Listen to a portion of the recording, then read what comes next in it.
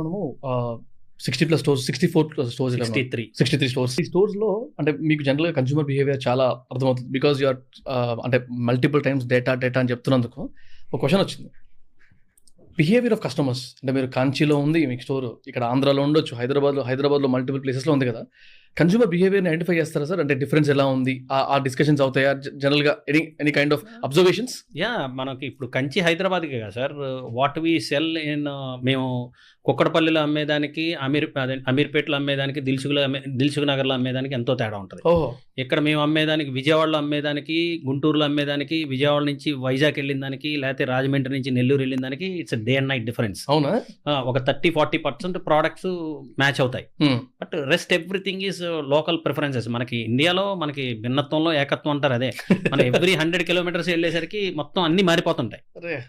So టేస్ట్లు మారుతాయి, ప్రిఫరెన్స్లు మారుతాయి.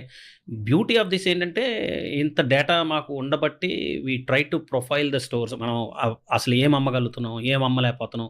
ఒక ఫస్ట్ 90 days కొత్త షోరూంలో we will have a close observation ఉంటుంది. ఓకే. ఫస్ట్ 90 daysలో అర్థమైపోతుంది. ఓకే, ఈ ప్రోడక్ట్ అమ్మగలుగుతున్నాం, ఈ ప్రోడక్ట్ అమ్మట్లేదు, ఇలా పెట్టాలి, ఇది పెట్టాలి.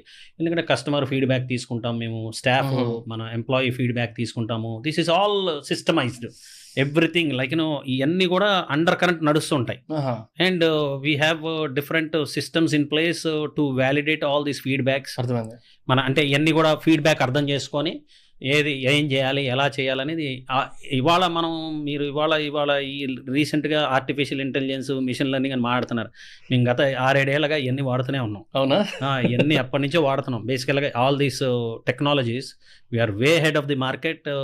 అంటే అర్థమైన వాళ్ళకి అర్థమవుతుంది. అవును. ఈ టెక్నాలజీస్ అన్నీ కూడా మేము మొదటి నుంచి కూడా మై ఓన్లీ థింగ్, ఇప్పుడు మార్కెట్లో ఏదైనా కొత్త హార్డ్వేర్ వచ్చినా, కొత్త సాఫ్ట్వేర్ వచ్చినా, కొత్త టెక్నాలజీ వచ్చినా, నేను మా వాళ్ళందరూ వద్దు వేస్ట్ అంటున్నా కానీ అది కొనుక్కొని వచ్చి వాళ్ళకిచ్చి వాడిచ్చేదాకా నేను నిద్రపోను. I treat it as investment. Basically నాకు అర్థమవుతుంది ఏంటంటే మనం వీటన్నిటి మీద వాట్ మ్యాటర్స్ అనేది మనకు అర్థం కావాలి. ఇవన్నీ కూడా నేను ఇందాక అన్నట్టు ప్రతిదీ మనం లెక్కలేసుకుంటూ కూర్చుంటే కాదు.